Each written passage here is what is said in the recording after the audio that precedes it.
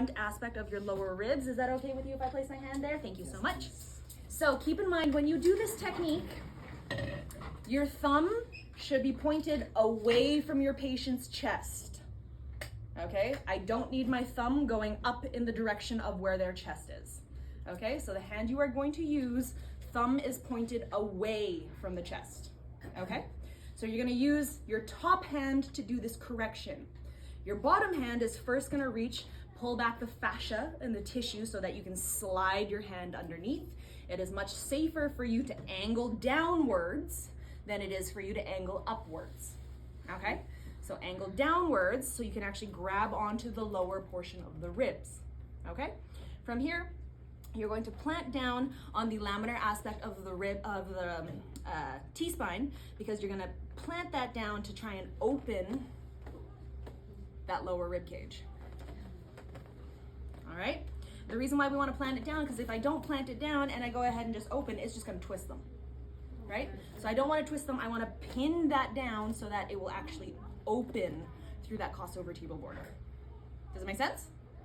All right, then we come around to the other side, and I'm going to do the same thing. Again, top hand, thumb away from chest. My other hand is going to lift the fascial tissue away so that I can slide my hand underneath.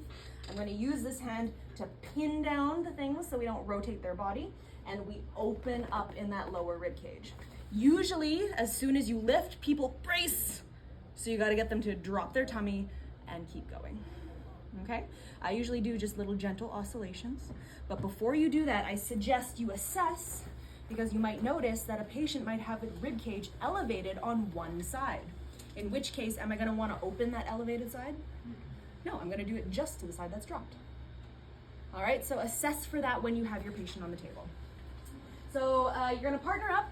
You're going to practice. Well, you've actually got a decent amount of time. So practice your costovertebral expansion, and then you're including consent for it. And then I would like you to try more landmark palpation. Mostly just feel how that T-spine rib cage feels to you.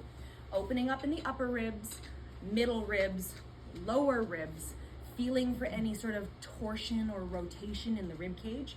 And if any of you finds a rotation or a torsion in the rib cage, let me know, and I will come over to your table and I'll show you what that means. For those of you who aren't going to be around to see that or hear that, or you're on the table, you can't observe it, we're going to go through that in the scoliosis lecture specifically, but I would like you to start looking for it now.